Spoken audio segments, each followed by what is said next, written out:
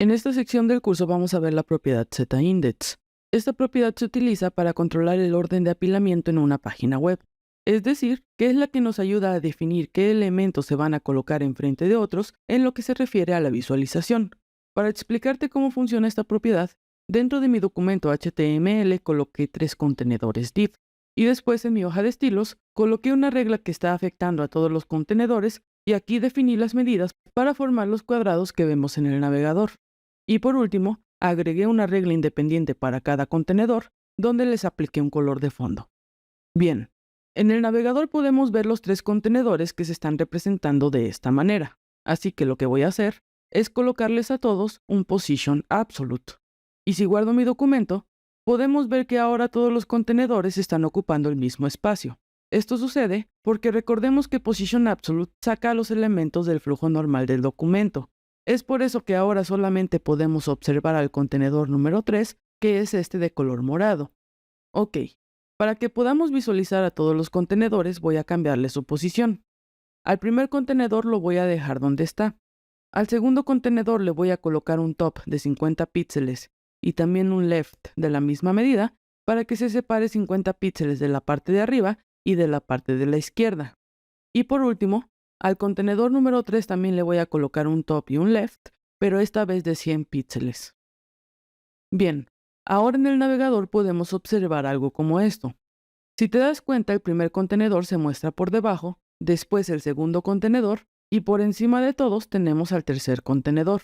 Esto sucede porque cuando no tenemos ningún ZIndex declarado, lo que toma el navegador como referencia para saber qué elementos colocar delante de otros es el orden en el que aparecen en el documento HTML. Veamos un ejemplo. Y aquí quiero aclarar que en este ejemplo voy a utilizar una suposición porque no funciona exactamente así, pero esto nos va a servir para que lo comprendamos mejor. Bien, el contenedor 1 es el primer contenedor en nuestro documento, así que podríamos decir que fue el primero que se dibujó en el navegador. Después tenemos al segundo contenedor que se dibujó después del primero. Es por eso que se está colocando por delante. Ahora, para finalizar tenemos al tercer contenedor, y como este es el último que se está dibujando, pues se está colocando por encima de todos. Ahora, si yo tomo el segundo contenedor y lo coloco hasta el final del documento, como esta vez el contenedor 2 es el último que se está dibujando, entonces se está colocando por encima de los otros 2 contenedores. Y aquí quiero hacer un pequeño comentario. El contenedor no cambió de posición ni vertical ni horizontalmente, aunque yo lo cambié de lugar en el documento HTML. Esto está sucediendo porque el elemento está absolutamente posicionado. Entonces el elemento se va a mantener en las coordenadas que nosotros indicamos.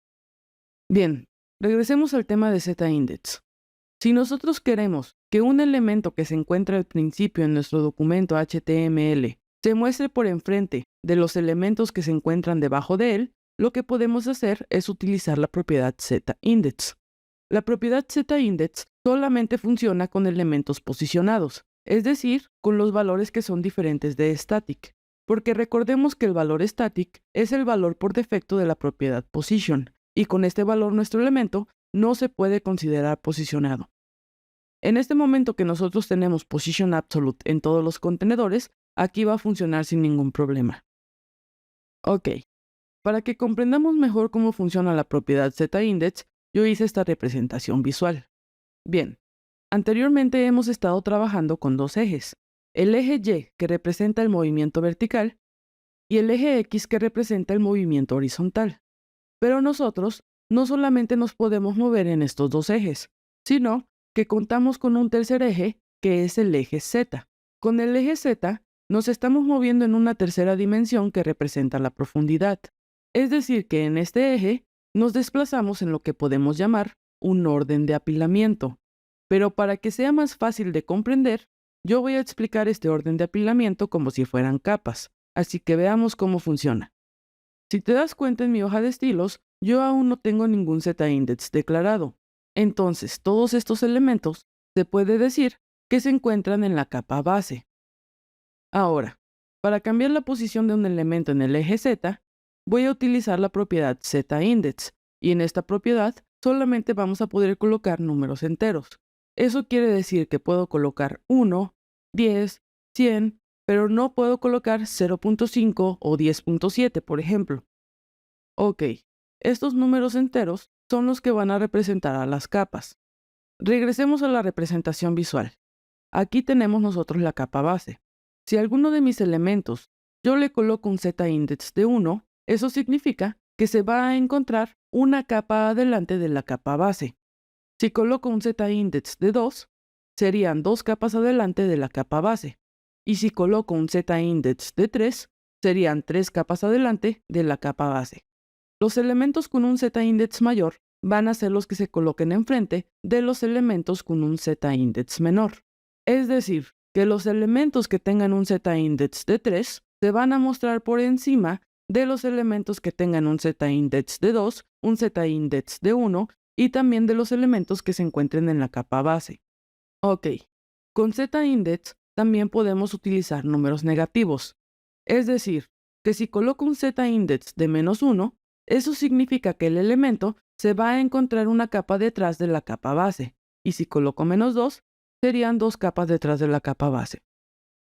Bien, ahora que ya sabemos esto, pasemos a analizar nuestro ejemplo. Por el momento que no hemos declarado ningún z-index, todos los elementos por defecto tienen un z-index auto. Eso significa que por el momento los 3 contenedores se encuentran en la capa base. Si representáramos esto visualmente, obtendríamos algo como esto.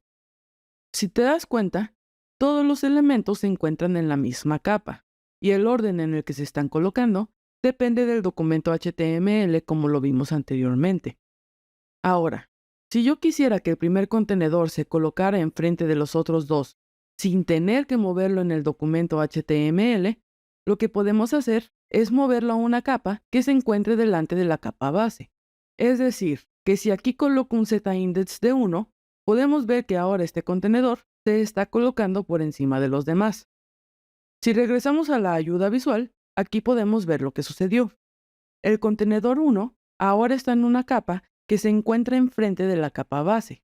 Es decir, que ya no se encuentra en la misma capa que los otros 2 contenedores. Es por eso que ahora se está colocando por encima del contenedor 2 y el contenedor 3. Bien, si ahora quisiéramos que el tercer contenedor, que es el de color morado, se coloque debajo de los otros 2 contenedores, lo que podemos hacer es colocarle un z-index negativo, por ejemplo, -1. Y ahora en el navegador, el contenedor se está colocando por debajo. En nuestro ejemplo visual tendríamos algo como esto. El contenedor morado ahora se está colocando en una capa que se encuentra detrás de la capa base, y es por eso que los otros elementos se están observando por encima de él. Ok, ahora, ¿qué pasaría si yo quisiera colocar un elemento en medio de estos dos? Como con z-index solamente podemos utilizar números enteros, lo que tendría que hacer es cambiarle el z-index al primer contenedor, que es este, por un número más grande. Por ejemplo, un z-index de 2. Y al elemento que quiero que se encuentre en medio, ya le podría asignar un z-index de 1. Y así se colocaría en esta parte. Pero cuando estamos trabajando en un proyecto real, tener que estar cambiando el valor del z-index puede representar un gran problema. Es por eso que en esta propiedad no se recomienda utilizar números continuos. Entonces lo que podemos hacer es colocar rangos más amplios, es decir, números de 10 en 10, de 50 en 50 o de 100 en 100. Y así, si necesitamos colocar un elemento en medio de estos dos, solamente le tenemos que poner un z-index que se encuentre dentro del rango, como por ejemplo 50. Y de esta manera, no vamos a tener la necesidad de estar cambiando los valores en los otros elementos. Bien, hasta aquí voy a dejar el video del día de hoy. Espero que todo se haya comprendido bien, pero ya sabes que cualquier duda me la puedes dejar en los comentarios. Soy Ale y nos vemos en el próximo video.